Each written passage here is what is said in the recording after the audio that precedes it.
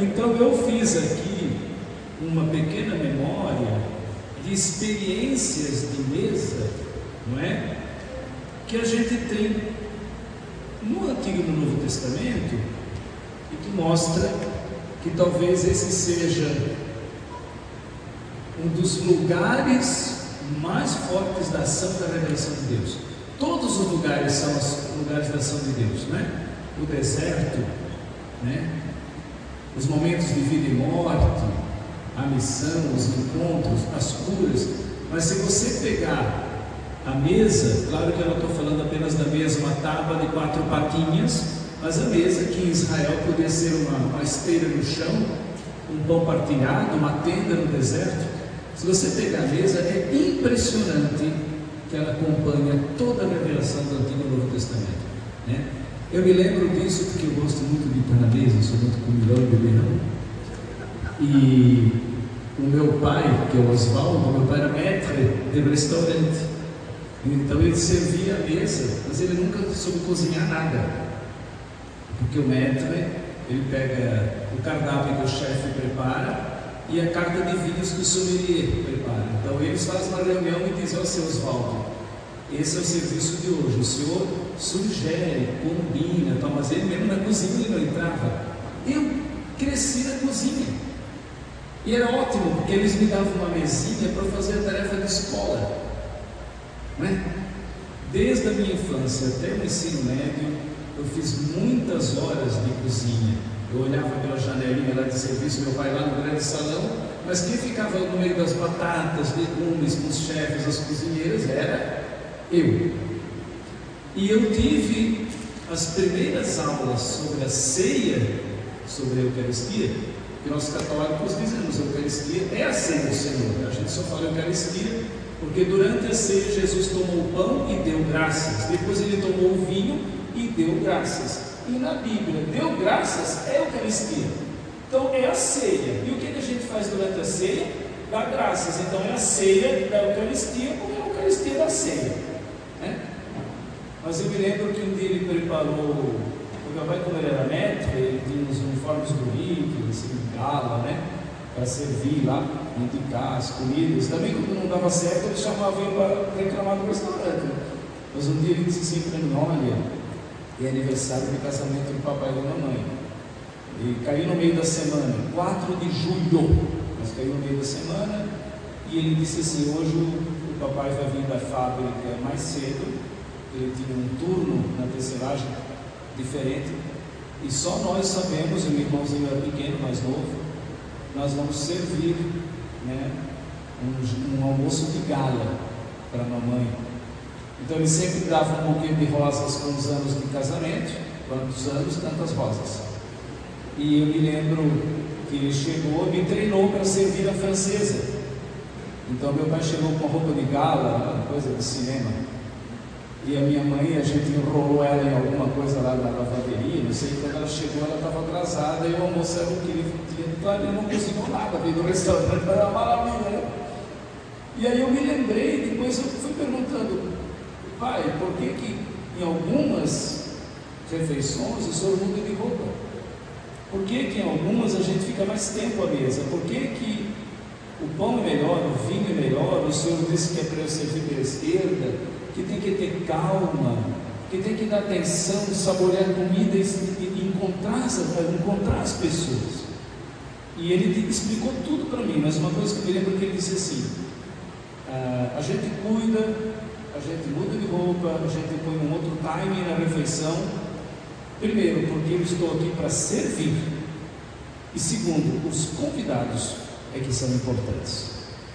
Foi minha primeira aula de teologia da ceia do Senhor. Eu tinha 6 anos de idade, né?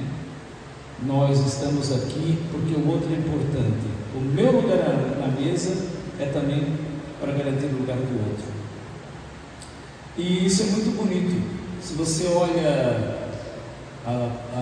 Atos capítulo 1, bem no iniciozinho, diz ali que Jesus ressuscitado encontrou os discípulos, passou um longo tempo à mesa com eles e depois subiu aos céus.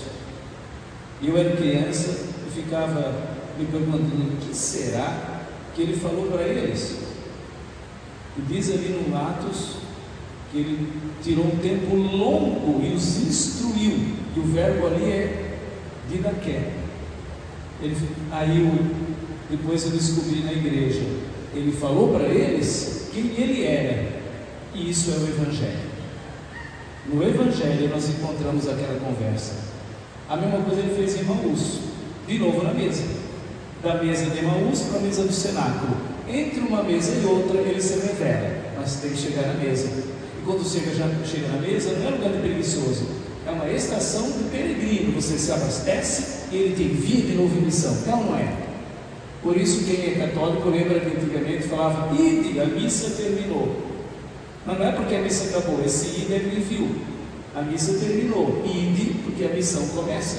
Esse é o sentido, né? Então é muito bom. Eu vou fazer uma passagem rápida, porque nós temos um tempo mais reduzido. Eu vou dizer apenas um capítulo da Bíblia, porque é muito simples. Você anota só o capítulo, passa o olho e já acha os versículos. Vamos dar uma passagem. Eu anotei do Antigo Testamento, são vários, mas tem duas que me marcam muito, né? Gênesis 18. Abraão e Sara, sem filhos, com a idade avançando, uma promessa de futuro. Deus os visita. Deus os visita. 3 peregrinos ou mensageiros, em grego angeloi. E aí muita gente acha que 3 anjos, mas anjo não é uma entidade, em grego significa mensageiro. Depois a gente desenhou eles com asas, tudo, mas foi uma experiência de encontro com Deus. E foi à mesa, porque Deus é muito esperto, e Jesus sabia disso. Ele sempre chegava na hora do almoço, né, para visitar o pessoal, né, em Betânia, em Emaús, né? Não é por acaso que ele já nasce em Belém, né, que é casa do Dom, né? Já vai para a manjedoura, é lugar de comer, já é pão da vida, a gente já nasce com cardápio, é uma experiência gourmet, né? Até que a gente faz ceia de Natal, Bom, mas é interessante que o ponto forte é que a revelação e a promessa de Deus do futuro dos filhos de Abraão acontece na hora que Abraão pratica o que? A hospitalidade. Hospitalidade é sinônimo de santidade no Antigo Testamento. Santo é aquele que oferece hospitalidade, é aquele que acolhe. Santo é aquele que dá do seu pão, da sua mesa, da sua esteira, da sua tenda, porque esse é o justo. A segunda parte do Salmo 23 não é uma ovelha, era um outro salmo que depois colaram no 23. A ovelha está lá, o Senhor, meu pastor, etc. Mas a segunda parte fala: preparas uma mesa diante de mim, os meus inimigos lá fora se envergonham, porque o meu cálice transborda. Tu me unges com perfume, e na tua tenda eu quero viver por dias sem fim. Isso é uma lei entre os povos semitas, sírios, libaneses, árabes, judeus, iemenitas. A minha mãe é judia, minha família é espanhola, italiana. Para nós a mesa sagrada, nem que seja simples um pedaço de polenta com queijo, que foi o que eu comi muito na minha infância, polenta com queijo e minestra. Eu nunca comi feijão com arroz, eu nem sabia que tinha. Para mim era polenta com queijo, torta e minestra. E esse era o nosso comida dos pobres. Sempre arrumar a mesa, porque o convidado é importante e esse lugar é um sacramento, a gente poderia até dizer. É tão importante que Jesus aproveitou disso, Deus aproveitou disso, e a ceia pascal se tornou ceia cristã. Ali na cena de Gênesis 18, Abraão e Sara oferecem da melhor hospitalidade. Pega um animalzinho que está em ponto de corte, oferece coalhada, pega da melhor farinha, faz um pão, que o pão árabe, sírio, judeu, feito na hora, redondinho em cima daquela chapa quente. E foi nesse momento de mesa e comunhão que Deus disse: vocês vão ter uma descendência, né? Então é muito forte. Provavelmente nunca mais Sara e Abraão esqueceram aquela visita nas suas outras refeições. E hoje a palavra forte é hospitalidade. Nós vivemos um mundo de hostilidade Nós devemos curar isso com hospitalidade. Carta aos Hebreus, capítulo 13: o amor mútuo perdure, pratiquem a hospitalidade. Porque se vocês forem hospedeiros uns dos outros, como é que se chama isso? Hospitaleiros uns dos outros, acolhedores, Deus vai visitar vocês, meu irmão, como Abraão e Sara, que sem saber receberam anjos. Está lá um exemplo, né? Depois é claro que eu não vou precisar nem comentar muito. Êxodo 12, quando Deus quis marcar que Ele vai na frente do povo, que Ele liberta, que Ele conduz, que o povo de Deus é peregrino, sim. A gente sempre está em exílio, nunca a gente pode estacionar, se dá por bastado, por bastante, e dizer que isso aqui é o lugar. A gente está sempre indo em missão. Para o povo fugir do Egito com barriga cheia, Ele preparou o quê? Uma ceia, a ceia da passagem, em hebraico Pesach, que significa passagem. A gente traduz em português Páscoa. Páscoa é passagem, passar da escravidão para a liberdade, do Egito para Canaã, né? De uma vida sem posse. A menina bonita ia de escrava e concubina do faraó. Os judeus não eram proprietários da terra, não tinham rebanhos como posse, herança, não tinham nada. Eles eram escravos, sem direito a voto, posse, herança, nada. Tudo que tinham era dos egípcios. Por isso que eles fizeram a ceia do Senhor de madrugada, na primeira lua cheia da primavera do Oriente, e na noite do 14 de Nisan, porque eles roubaram tudo dos egípcios para fazer a ceia, e assim ninguém viu. O cordeiro, as ervas não eram deles, eles não tinham posse, eles pegaram tudo escondido. Quando o faraó deu por conta, eles já estavam atravessando o deserto. E aquela ceia para nós é a ceia do Senhor hoje. Jesus é o novo cordeiro e o novo Moisés. O deserto é o mundo. A primeira aliança era rascunho, ensaio da nova. E se não fosse essa história, né, tudo isso foi em preparação de Jesus. Jesus nasce israelita, cresce numa família judia, celebra desde a infância a mesma ceia.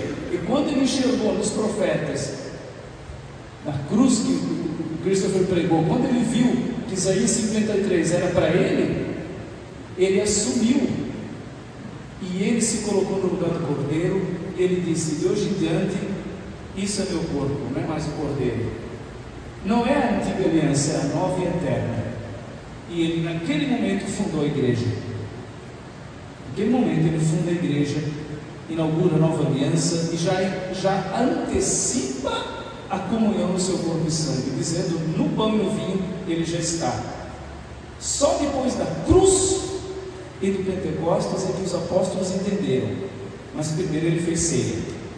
E dali em diante, com essa luz da experiência da mesa, é que os apóstolos fizeram a lembrança de todos os encontros à mesa e começaram a escrever o evangelho depois. Tem que lembrar que primeiro as coisas aconteceram, depois é que eles contaram a história. E aí tem várias passagens rápidas que eu vou lembrar, de mostrar que Jesus usava da mesa do encontro para educar os apóstolos. Eu estou dizendo isso por quê? Porque nós fizemos em 2015, por aí, a gente comemorou 50 anos da grande reforma da Igreja Católica, que foi o Concílio do Vaticano II, que ele foi o Concílio I. E desde então nós temos nos encontrado, batistas, metodistas, ortodoxos, católicos, né, anglicanos, pentecostais, reformados, luteranos, metodistas. E eu acho que nos últimos 50 anos a gente se encontrou muito para contar a história, e nós tivemos um ecumenismo de discurso, de escrever história, de retomar a palavra, publicar os grandes documentos, resolver temáticas. E essa geração se foi, eu represento essa geração. Eu nasço, quando o concílio acaba, eu nasci, e o meu ministério foi para isso. Eu não planejei, Deus me chamou. E hoje nós estamos abrindo um novo tempo, um novo milênio, que temos aí um desafio: receber esse ecumenismo do discurso, do que foi trabalhado, e voltar a nos encontrar. Se a gente não partir para o encontro, nós não vamos ter mesa, ambiente para receber os 50 anos de graça que foram dados. E aí a gente vai perder tempo começando tudo do zero, polemizando, desrespeitando o diálogo que já foi feito, por ignorância. Então isso aqui é ambiente de encontro. Nós precisamos voltar para a mesa toda hora e pedir para o Senhor que mais à frente nos coloque na sua, porque o nosso sonho é nos encontrar, curar as nossas divisões e caminhar para uma só mesa. O nosso sonho, nós não vamos abrir mão, é que quando a gente dizer isso, meu corpo e meu sangue, a gente possa comungar juntos. Enquanto isso, a gente ora por isso, fazemos um certo jejum, mas nós não podemos abrir mão desse fim, desse sonho, porque se nós somos batizados em um só Senhor, partilhamos o Novo Testamento, a fé apostólica, essa situação de divisão que foi vindo aí na história, que não é produto nosso, ela foi herança. Isso não nos permite, de igual modo, partilhar do mesmo pão, do mesmo cálice, ainda não, dependendo de uma igreja e outra que já tem certa comunhão. Mas viver assim é uma anomalia, não é o propósito de Deus para a igreja. Nós devemos sofrer essa situação e interceder para superar, né? Você sabe muito bem, quem tem aí 10 anos de Cristo, que a hora mais dolorosa é amanhã de manhã, quando numa sala se celebra o pão e o vinho com os irmãos evangélicos, e na outra sala os irmãos católicos. Nós geralmente não damos o abraço da paz antes da comunhão, a gente faz o rito completo e na saída a gente se encontra e dá o abraço da paz, como se a gente dissesse: na próxima mesa a gente espera estar juntos. E a gente não pode abrir mão, porque esse é o sonho de Jesus para nós, e não é possível, com quase 3.000 anos de cristianismo e toda a teologia que a gente acumulou, que a gente não tem a teologia que chega para resolver as questões doutrinárias. Então, para mim, não é falta de teologia, é falta de conversão. Não me venha dizer que ainda tem coisa a ser revelada essencial, nós já estamos em 2024. Até o concílio de Nicéia, que levou uns 300 anos para se resolver, no ano que vem vai ser jubileu. Então eu fico com vergonha diante de Deus de a gente não ter cuidado da mesa como Jesus queria. E aí esse tema vai adiante. Multiplicação dos pães. Se você lê João, parece milagre, mas se você lê Marcos, é mesa, é o milagre da mesa. Jesus não disse: eu te adoro, te peço que chova bolinho caipira do céu, pão francês, para aquela turma lá de baixo, uma lasanha, aqui um calzone. Não, ele perguntou assim: o que vocês têm? Hoje nós estamos aqui trazendo o que nós temos. Com o que nós temos, Jesus vai fazer milagre. E ele disse que era para se organizar em grupo de 100, de 50. Nós temos que nos organizar, ter uma boa metodologia, nos formar. E o Evangelho de Marcos no início diz assim: estavam num lugar deserto. Mas quando ele manda partilhar, o evangelista muda, diz assim: sentaram-se na relva. Como é que era um lugar deserto, agora é relva? Porque quando se partilha, é relva, é voltar para o paraíso. Viram isso no texto? Todo mundo ia para Jerusalém naquela época do ano fazer peregrinação. Tinha mercadinhos no lado do caminho e tinha o mar da Galileia. Ninguém estava desavisado, ninguém estava sem um lanche, ou eles não queriam se encontrar. Todo mundo começou a esconder o que tinha, claro. Aquilo era um caminho de peregrinação. Alguém veio para Aparecida sem um lanchinho? Então, outra coisa, né? Os evangélicos, você vai para Dallas visitar o túmulo de Martin Luther King, está cheio de restaurante ao redor. Eles não queriam partilhar. Nós, no nosso diálogo entre as igrejas, nós temos muitos tesouros. A gente já sabe que tem. A pergunta que fica aqui: você está a fim de partilhar do seu tesouro? Uma vez eu vi um diálogo de presbiterianos com o Vaticano, e os cardeais diziam assim: mas vocês presbiterianos, eu quero ter vocês, mas nós temos um problema, que na nossa perspectiva católica, vocês não têm a validade apostólica da ordenação, assim, seguida. A gente achou que ia dar um problemão. Um pastor presbiteriano disse assim para o cardeal: de fato a gente não tem, vocês não podiam partilhar? Vocês podiam pôr as mãos a nós e resolver esse problema. Eu não sabia mais o que fazer.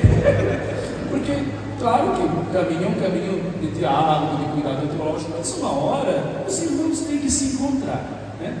Então isso é muito bonito. Graças a uma criança que foi sincera, todo mundo escondendo o lanche, né? Uma criança disse assim: aqui tem 5 pães e 2 peixes. Quase deram um surdo no menino, porque ele falou, né? Os primeiros que queriam jogar ter o corpo fora eram os apóstolos. Mestre, tipo assim, esconde, mestre, o que a gente vai fazer? É gente demais, mas ele botou aqui que vocês trouxeram. Como é que... Então, nós precisamos construir um caminho de unidade. A graça da unidade é graça, mas nós devemos assumi-la, organizar um método, nos encontrar, ir para a mesa e repartir o nosso tesouro. Que dons da graça, que tesouro a graça tem dado, irmão, pastor, da tua comunidade. Eu quero encontrar os irmãos na graça, né? Então, isso é o caminho da unidade. O caminho da unidade tem surpresas, até Jesus, porque como Jesus viveu a condição humana plenamente, ele teve que ser educado, aprender hebraico na sinagoga, como qualquer um. Ele só teve a consciência da divindade na ressurreição. Ele viveu equeros e se humilhou até a morte, para mostrar para nós que ser plenamente humanos chega lá. Então ele subiu para valer. Tanto é que ele disse que não era para ir para Samaria, não, ele veio só para Israelita. Depois ele mudou de ideia, lembra? Numa mesa, Jesus discerniu a sua missão. Uma mulher sírio-fenícia, deve ser ali perto da faixa de Gaza, né? Encontra um israelita e pede: mestre, né? Cura a minha filha. E Jesus destrata dela, porque no seu momento cultural humano, o que ele diz? Eu não vou dar pão dos filhos para cachorro. Isso é uma grande ofensa, né? A hospitalidade era uma norma entre os semitas, mas quando havia inimizade dos povos samaritanos, eles tinham essa distância. Jesus, na mesa, com uma mulher estrangeira, não israelita, ele discerniu, teve uma revelação da própria missão. Nem ele talvez esperava. A mulher disse: Senhor, mas os cachorros também comem da migalha que cai. Nesse momento, vendo a fé daquela mulher, ele cura a filha dela. O próprio Jesus precisou frequentar a mesa para discernir historicamente, naquele ambiente, naquele momento, o que Deus queria da sua missão. Isso é muito interessante, né? Jesus, na sua humanidade, nos ensina a aprender. Então, a nossa mesa, enquanto estamos a caminho da plena comunhão, a gente tem que aproveitar a comunhão que já tem. Não é plena, não é perfeita, mas a gente também não está no zero, a gente tem muita coisa a partilhar. Vamos partilhar a palavra, vamos praticar a hospitalidade, vamos nos visitar. Eu me lembro do pastor Bertolino, da Assembleia de Deus Missão, em Pindamonhangaba, que disse assim: eu fiquei amigo dos padres por necessidade. Estava lá no encontro de jovem no instituto lá da Assembleia de Deus, no curso bíblico, teve um problema, não tinha cadeira, não tinha estrutura para o evento, só a paróquia que tinha. Vamos lá, meio sem jeito, bate na porta, o pároco católico, se eu podia prestar as cadeiras. Ele não vai dar cadeira para crente. Sim, prestou sim, e continuaram amigos, já faleceram. Então tem coisas que acontecem assim. Eu me lembro que fui dar um curso de formação de discernimento pastoral em Taubaté, de extensão, vieram vários pastores, porque a faculdade é aberta, vem e faz. E eu trouxe uma boa literatura, era um curso muito bonito de aconselhamento pastoral, evangelização, aconselhamento pastoral e ministério. Quando estava no final, os pastores, um grupo que estava lá, ninguém sabia que era pastor, eles vieram agradecer para mim e para a faculdade, e dizer assim: professor, nós queremos agradecer um curso de qualidade, com conteúdo bom, barato, acessível, porque esses livros que o senhor usou custam o meu salário. Eu sou servente de pedreiro, eu não tenho condição de comprar essas bíblias de estudo, transliteradas, a minha igreja não me consegue esse pagamento, e não era como hoje que é online, né? Isso foi lá em 2000 e pouco, você tem que comprar impresso. Foi um momento de mesa, de partilhar a palavra, e eles entenderam que a gente estava ajudando na formação pastoral deles, e esse momento criou muita comunhão. Todos os outros que eram católicos ficaram muito sensibilizados. Porque o que se diz por aí? Pastor é para ganhar dinheiro, essas igrejas só querem enriquecer, porque não se conhecem, porque não se encontram, jogam tudo no mesmo saco. Então nós devemos nos encontrar e distinguir onde estão os justos, onde estão os santos, onde estão os fraternos, e nos unir. Então a mesa é lugar também de acolher aquele que até ontem Jesus achava que era cachorro. A mulher Cirofelícia falando com sotaque: eu vim para as ovelhas de Israel, ponto não, 2 pontos. Jesus entendeu melhor a própria missão, na mesa. Então a mesa é o lugar onde a gente devia se encontrar mais. É muito esquisito estar na mesma rua, Igreja Batista, Assembleia de Deus Missão, paróquia não sei das quantas, não se encontram. É aniversário da fundação da comunidade, podia ir lá dar um abraço, mandar um cartão: olha, nós reconhecemos a igreja de vocês, é importante aqui no bairro, parabéns. Nunca faz isso. Aí quando chega na tal semana da unidade, manda uma carta e acha que alguém vem.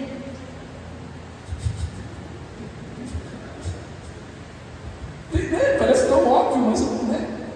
Gente, nós devemos nos encontrar mais, praticar hospitalidade, ser uma rede de paz no bairro, ajudar as pessoas a se gostar, não jogar pedras, sabe? E aí Jesus permitiu essa experiência para nos ensinar.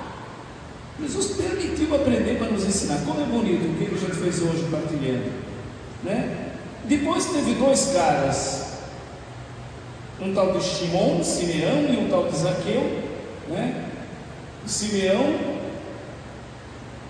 era um chefe fariseu que se achava muito santo, né? Shimon em hebraico, e convidou Jesus para comer em casa, lembra? E aí uma mulher pecadora atrapalhou o jantar, entrou de penetra, foi na frente da mesa, chorou. Jesus a perdoa. Então a mesa é o lugar também do perdão, a mesa é o lugar da vida transformada. A mesa não é só para os perfeitos, não é prêmio de ninguém. Todos somos carentes da misericórdia, e por isso a mesa é sempre uma graça. Por isso a gente abençoa, bendiz, bendito seja, Senhor, por esse pão, fruto da terra do nosso trabalho. A gente não é dono para oferecer nada, é o Senhor que põe a mesa para nós. Inclusive, os irmãos pentecostais das grandes igrejas, mês passado a gente estava em Lisboa, trabalhando o tema da ceia do Senhor. E um deles disse: olha, nós tínhamos um problema nosso e dos protestantes, quando os católicos falam que a Eucaristia, a ceia do Senhor é também sacrifício, é porque a igreja sozinha não pode oferecer sacrifícios a Deus. Eu falei: mas isso não é mesmo desse jeito não. É sacrifício vivo, porque Jesus sempre está se entregando. Tomai meu corpo dado, meu sangue derramado. Ele se entrega pela igreja de sua esposa. Não somos nós que oferecemos nada para o Senhor, é o Senhor que se oferece para nós. Ele é o cordeiro, ele é o altar e ele é o sacerdote. Nós estamos aqui só para fazer comunhão. Ele usa do ministério. Nesse sentido por que não explicaram antes? Está 500 anos brigando de doutrina, porque não se encontra para conversar. A gente converse e expliquem as coisas uns para os outros. Não dá para supor que depois de tantos anos divididos, os irmãos de uma igreja evangélica, pentecostal, entendam a nossa perspectiva e linguagem. E não dá para entender que a gente também saiba tudo deles, se a gente não se conversa, né? Então isso é muito importante. E Jesus diz que tem que olhar, porque quando a mulher é perdoada porque amou muito e ela chora aos pés de Jesus, Jesus pergunta para o Simão, porque o Simão estava lá murmurando contra, lembra?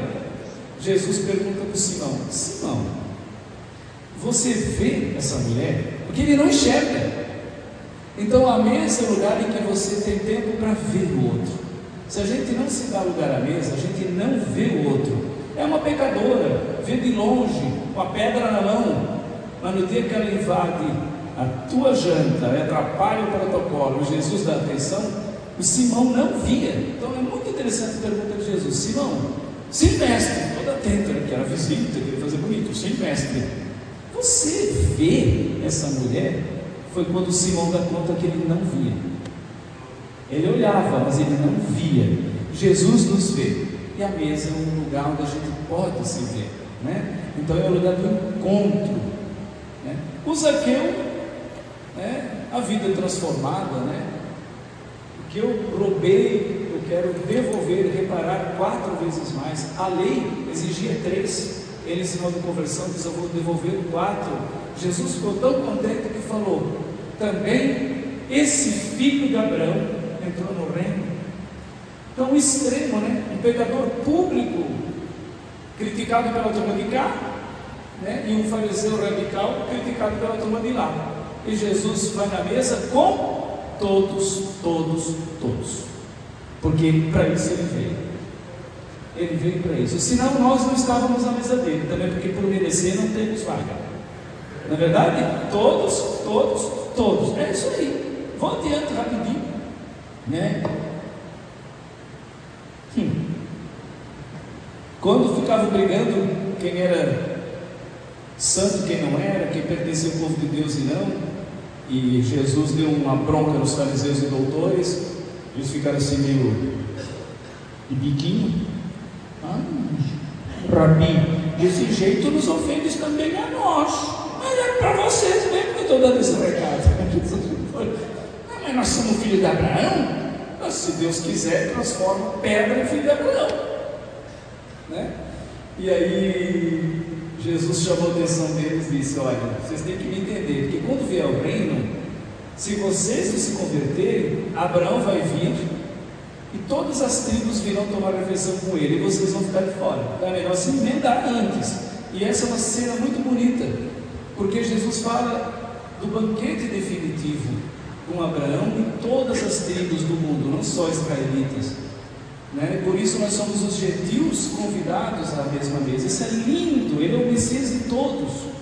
Mas nesse caminho até chegar lá, Deus nos dá muito tempo para abrir lugar na mesa, para nos encontrar. Lembra a palavra do rei, que foi por aí convidando os homens da corte, e ninguém tinha tempo. Aí ele disse assim para os servos: voltem pelos caminhos e encruzilhadas e tragam para meu banquete aleijados, mendigos, estrangeiros, pedintes, estrupiados, porque avisem esse povo: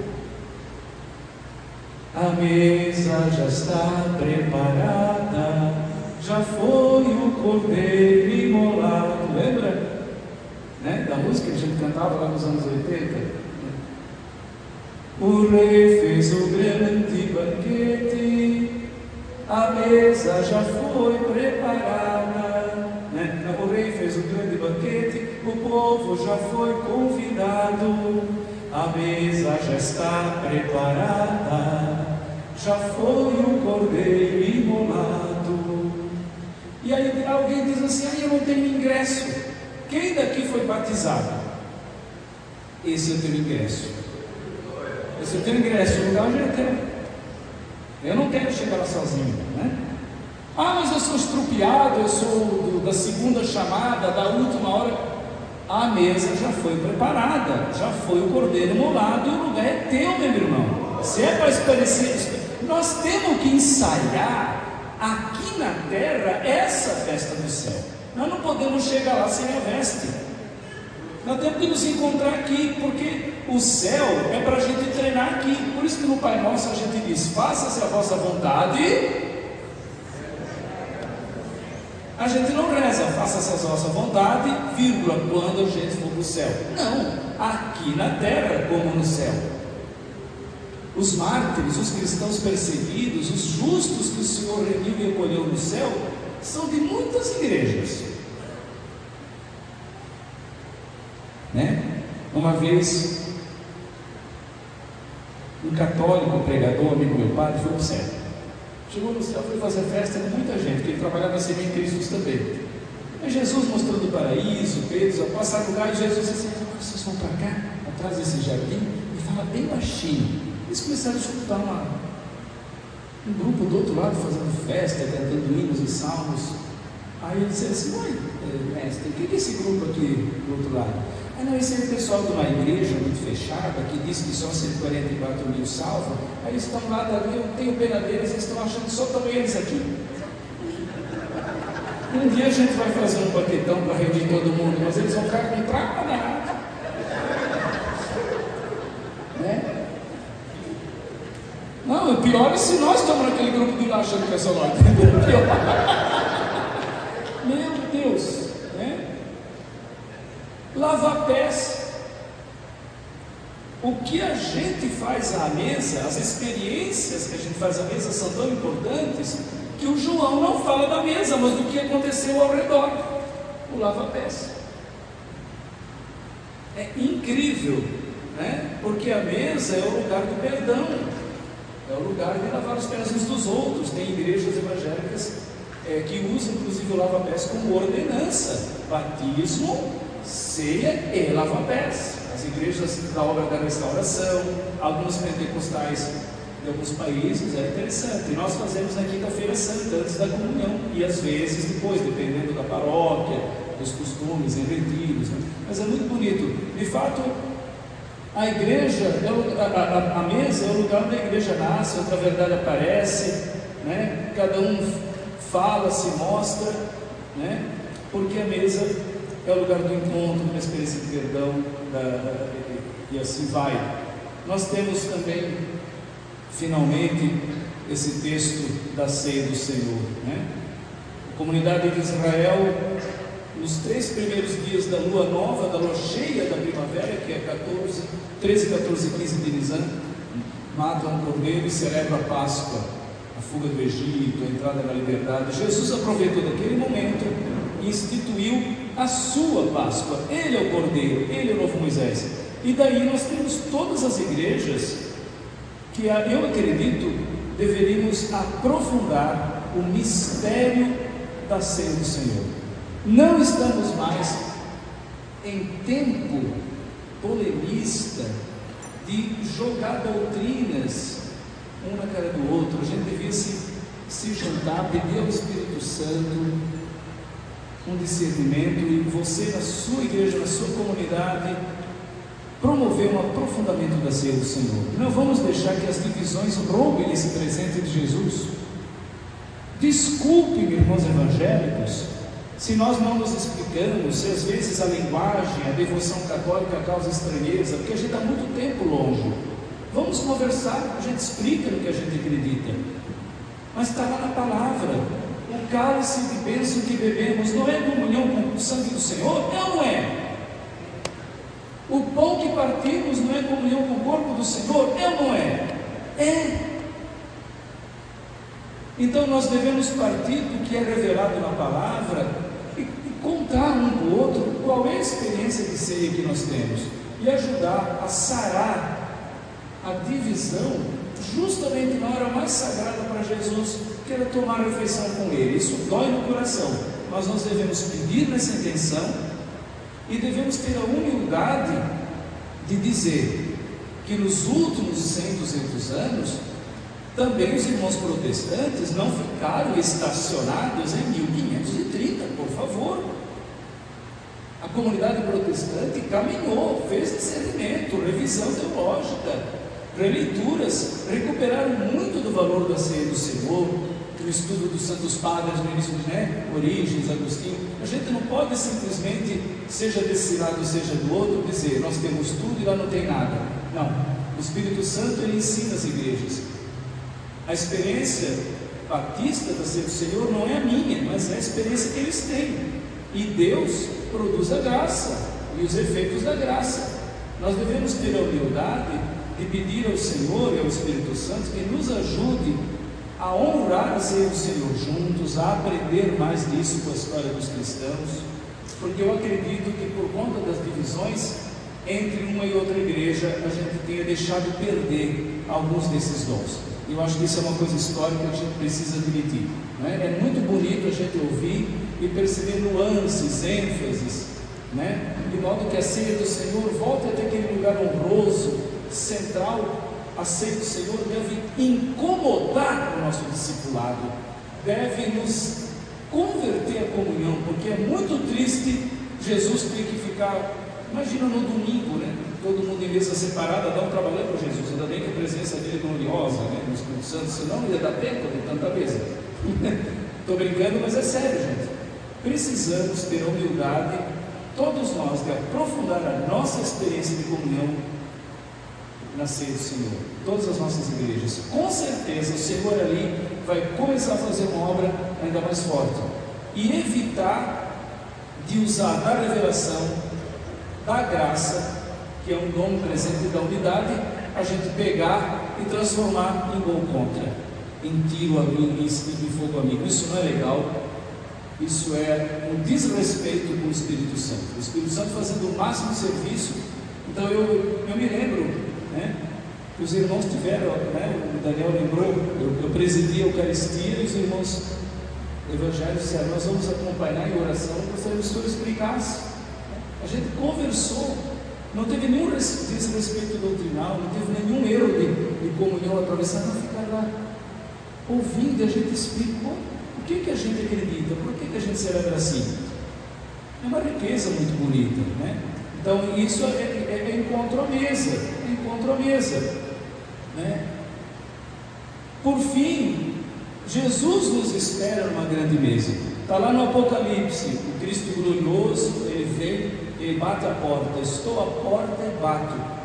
Aquele que me escutar e abrir, ali eu entro e tomo refeição com ele. Então nós devemos valorizar os nossos encontros. Dizer mesa é dizer encontro. Dizer mesa é dizer comunhão. Dizer mesa é dizer experiência de aliança. A mesa, no fim das contas, é um grande emblema do reino de Deus. Não é um símbolo qualquer. É um símbolo forte na Sagrada Escritura, porque Deus nos dá esse dom como um lugar forte das nossas experiências. Isso é muito bonito. Então vamos praticar hospitalidade, né? Não se encontra, não senta na mesa junto, não estima o outro, não convida. Aí depois vai achar que só o diálogo teológico vai resolver, né, um milhão de divisão, né? Aquela velha tese. Não, a gente não se encontra enquanto não resolver as divisões. Eu falei: meu irmão, e tem jeito de resolver as divisões se não se encontra? Eu acho que é tão óbvio. A minha sobrinha de 4 anos já entendeu isso, né? Então nós não estamos aqui para substituir outros níveis de ministério. Os bispos são os bispos, os teólogos são os teólogos, os pastoralistas, os que estudam a Sagrada Escritura, eles estão nas comissões, eles estão na linha de frente de alguns temas interessantes, a gente acessa, a gente traz para a formação, mas nós não podemos terceirizar a unidade da igreja, porque eu sou batizado, começa onde eu estou. Então é nesse sentido que a gente promove esses encontros. Muito obrigado pela sua atenção, né? A gente já vai encerrando aqui, é uma partilha simples. E eu quero encerrar mesmo agradecendo a hospitalidade. Como vocês sabem, eu viajo muito. O Ricardo até reclama que o Ricardo vai ter uma reunião na minha casa e eu não estou. Aí eu não posso ir contra. Já aconteceu as 2 vezes, né? E aqui também. Mas eu tenho feito uma experiência de hospitalidade, de ser recebido em mesas diferentes todo ano por muitas igrejas, fora da Igreja Católica, ao lado com a Igreja Católica. E se não fosse isso, eu não estaria vivo, não estaria bem, não teria um ministério. Então, o que para os outros às vezes pode ser mais raro, para mim é quase de toda semana. Quase toda semana, ao longo do ano, em países diferentes, eu estou bem porque alguém abriu a porta para mim, né? A moça do banco do Itaú, lá em Curitiba, ela vem todo dia me chamar e me manda um monte de crédito, porque ela acha que eu sou rico. Ela vê lá o CPF da Latam, que o Itaú é dono da Latam, não conte, mas, e aí ela acha assim: putz, é doutor da PUC, está cada vez em um lugar diferente, aquele monte de papel. Ela não sabe o que é ministério, que é o povo que abre a porta, que são os irmãos. Então ela deve imaginar assim que a gente vive nadando no dinheiro, né? E aí um dia eu fiquei constrangido, eu não queria dizer para ela: eu sou missionário, eu trabalho com os irmãos evangélicos, sou padre. Ficou esquisito, eu fiquei quietinho no banco, fui bermuda, lá no banco, eu disse para ela: não, eu trabalho numa instituição internacional que cuida do bem, que promove o melhor das pessoas. Ela só falou: ainda bem que não perguntou qual era, que eu ia ter que dizer que era igreja. Eu fiquei meio assim, quando tem aquele tratamento diferenciado, só expliquei. Então você não se preocupe não, eu não preciso desse monte de coisa, né? Então e aí eu que me dei conta, como é bom você estar no meio, onde nós nos acolhemos, onde as pessoas não te condenam, não te julgam, você se sente respeitado, você pode contar a sua história. Eu acredito que esse é o ambiente, viu, Dom Júlio, que falta em muitos espaços das nossas igrejas, para que os documentos e o que Jesus já deu para a humanidade, para que isso seja recebido. Porque às vezes o que falta é encontro. Deus já está fazendo a obra, mas se a gente não se encontra, a gente não tem ambiente para receber. Então vamos promover isso aí. Amém?